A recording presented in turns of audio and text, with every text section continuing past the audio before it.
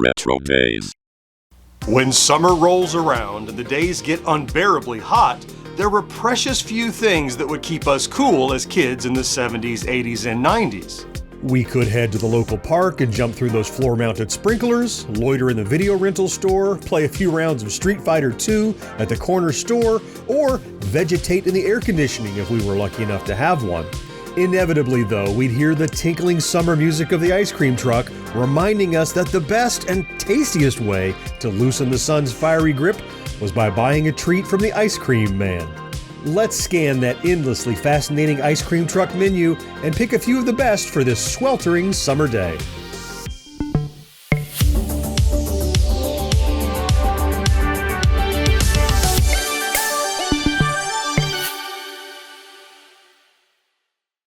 As much as we craved summer as kids, sooner or later the sticky hot days of mid-July would arrive.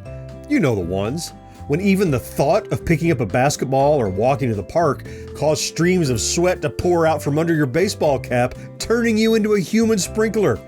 In cities, those hot summer days were particularly bad. The sun beat down, baking the blacktop and cement, sending waves of heat back up at our faces like some nefarious lava-fueled device created by Skeletor. Those were the days we needed the ice cream truck the most. The tinkling warble of the truck's music would reach our ears from a distance, setting off the Pavlovian response in our kid brains to salivate in anticipation of pure frozen bliss. Nothing was as good as the moment you knew ice cream was near at hand, except perhaps the moment when you actually had it in hand. But what ice cream to choose? We're starting today's list with a perennial favorite, but also something of an oddity. The push-up pop was part ice cream and part toy, making it not only delicious, but also fun to eat. It may sound like an exaggeration to call this thing a toy, but the interaction of slowly pushing the bottom of the ice cream up through the outer tube often morphed into a contest against time and heat. Reveal too much of the ice cream, and the sun might claim it as a melted victim. Sometime around 1990, the Nestle Corporation branded their push-up pops, creating the Flintstones push-ups. Since I was already a Flintstone kid, 10 million strong and growing. I jumped on the bandwagon as soon as these were released, happily trading in my orange sherbet flavor for the exact same yet somehow infinitely better Yabba Dabba Doo orange. What about the other flavors, you ask? Yeah, they don't exist for me. I mean, grape, lime? I'll stick with orange, thank you very much. And you know what? Not to deviate too much from the topic, but what was it with all the Flintstone stuff in the 80s and 90s? For a cartoon that aired from 1960 to 66, its longevity is incredible. According to Wikipedia, the continuing popularity of the Flintstones rests heavily on its juxtaposition of modern everyday concerns in the Stone Age setting. Sure, I guess I can buy that. Even though the cartoon was no longer being made, I clearly remember watching it all the time on television, begging my parents for Fruity Pebbles cereal, and eating mountains of push-up pops. Although they're no longer branded and sold as Flintstones push-ups, Nestle does still make and sell the product. But for my money, Outrageous Orange is never going to taste as good as it did when Fred was selling it. At some point, gumballs became a mainstay of ice cream truck offerings. Perhaps it started with Good Humor's Screwball, which originated in the early 70s. According to the Vintage Good Humor page, the classic version of this frozen confection was made with cherry-flavored slushed ice and a gumball at the bottom, served in a signature cone-shaped cup. The Screwball was also available in a tart blue raspberry flavor. And for those looking to double the summer fun, the two-ball Screwball ice cream was served up with 2 gumballs at the bottom. These gumballs eventually transitioned to the outside of Character Pops as decoration. One of the classic Character Pops sporting gumball eyes was Fat Frog. This was before the Teenage Mutant Ninja Turtle Pops were released, what most kids would invariably switch to, leaving the poor Fat Frog to wallow alone in self-pity. Fat Frog's flavor was some kind of fruit mix, though I couldn't say exactly what. My memory is of something citrus flavored, though not even the Good Humor official page gets any more specific, stating only that this frozen delight was a fruit-flavored ice pop in the shape of a friendly green frog with 2 bright red bubblegum eyes. There were plenty of other character pops sitting alongside the Fat Frog. Bubble Play, yes, I'm counting a baseball glove as a character. The Dinosaur Bar with the oddly placed gumball for a belly button? Super Mario, Sonic the Hedgehog, Teenage Mutant Ninja Turtles, Pink Panther, and many more. The ice cream part of these pops had a different texture that was both artificial yet simultaneously addicting.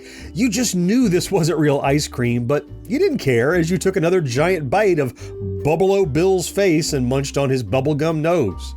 And speaking of the bubblegum, I'm always morbidly curious as to how other people dealt with eating it. I could never quite wrap my head around trying to chew bubblegum while simultaneously eating ice cream, so I'd eat around the gum for as long as possible and then pluck them out to save on a napkin until I finished. I remember other kids chowing down on the gum and ice cream in a single bite like absolute monsters. I still have nightmares about it.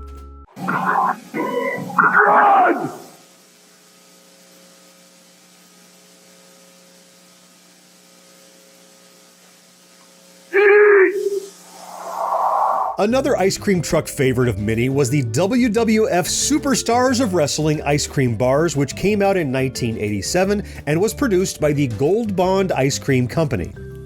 These bad boys were essentially ice cream sandwiches on a stick, but also so much more. For one thing, they had both a vanilla cookie and a chocolate-coated cookie sandwiching the ice cream center. For another, they featured depictions of your favorite wrestlers right on the bar. And if that wasn't enough, you'd get a trading card in the box. According to Noah Leatherland for thesportster.com, the first series included obvious choices like Hulk Hogan, Macho Man Randy Savage, and Andre the Giant, but also some more puzzling picks like the tag team Strikeforce, Tito Santana and Rick Martel. Despite the gimmicky nature of the product, it was legitimately delicious. There was just something about the soft texture of those thin cookies and the flavor combo of vanilla and chocolate that had me running back for more every time the ice cream truck rounded the corner. I must not have been the only one, because the ice cream lasted until about 2008, at which time they were finally discontinued, except for two brief returns in 2020 and 2021. While researching potential candidates for today's list, RetroDaze team member Jimmy Gaddis reminded us not to forget good old Mr. Softy, and specifically his epic offering named the two-stage rocket. Now, I have no reason to distrust Jimmy, but I could find neither hide nor hair of his fabled ice cream. And it's a real shame too, because his description of the confection has convinced me that it is perhaps the best thing on today's list. Jimmy said, very specific to Mr. Softy, which I grew up chasing around the neighborhood, were the two-stage rocket, a mini cone of ice cream placed in the big cone. Yeah, sign me up. This speaks right to the heart of my ice cream fantasies. Who wouldn't want a second ice cream cone hidden within the first? I have to imagine that this second mini cone would be filled with a different flavor of ice cream and perhaps even have its own special toppings to really make the most of this hidden wonder. In scouring the internet, we did find an article on SeriousEats.com about the ultimate Mr. Softy secret menu, and while it doesn't mention the two-stage rocket cone specifically, it got me thinking that perhaps this special recipe was dreamed up by a kid in Jimmy's neighborhood and then spread like wildfire until everyone was ordering the new secret menu item. As it turns out, our writer Tony isn't the research whiz kid he pretends to be, because Jimmy has swooped in to one-up the bedraggled keyboard jockey with this stellar picture of a genuine two-stager direct from Mr. Softy himself. Bask, I say, in the glory of this wonderful confection.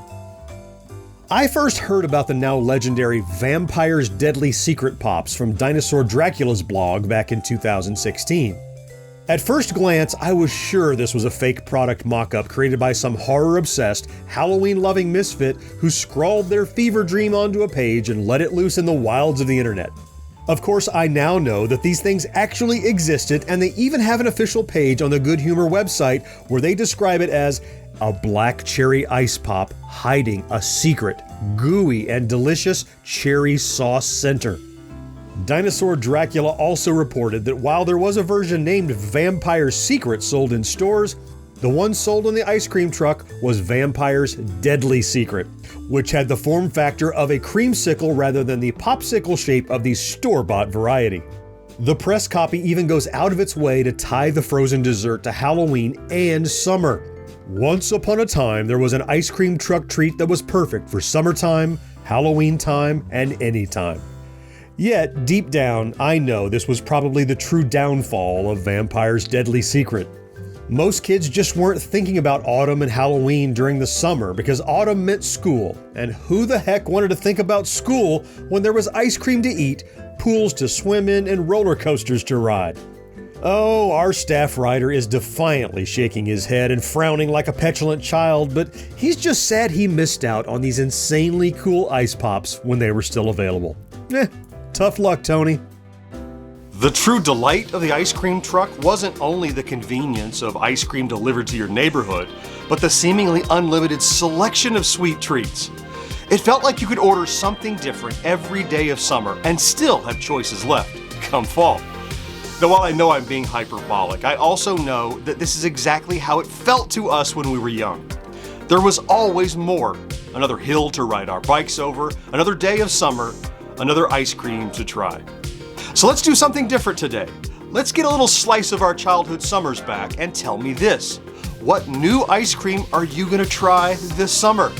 I'd love to hear about it down in the comments, and if you enjoy our content, please consider liking this video, subscribing to the channel, and maybe even activating that ubiquitous notification bell. It really does make a huge difference. Let's meet again next week to celebrate yesteryear right here on RetroDaze. Clicky clicky.